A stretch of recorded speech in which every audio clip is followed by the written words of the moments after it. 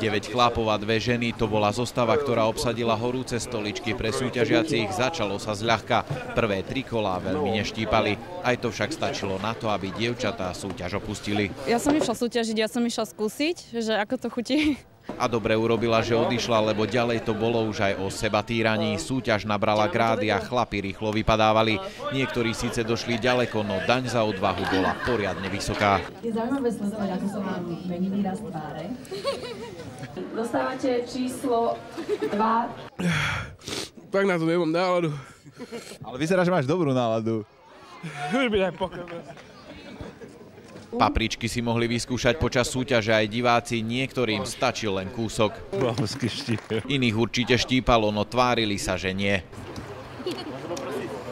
Hlavne šípe? A neštípe? Nie vôbec. A našiel sa aj menší hrdina, ale ten sa na odvážneho dlho po zahryznutí hrať nedokázal.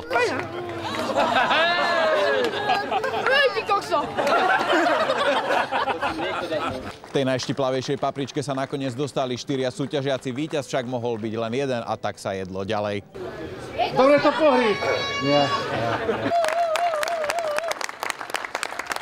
Najviac niesol tento Bratislavčan potom, ako mu odovzdali hlavnú cenu 100 eur, všetkých napokon prekvapil. Hotovosť venujem naspäť organizátorovi, aby to usporiadali na budúci rok. To iba dokazuje to, že títo ľudia, ktorí mali radi čili, že naozaj majú veľké srdcia. Organizátor nám povedal, že peniaze si nenechá, pôjdu vraj na výstavbu ihriska pre deti.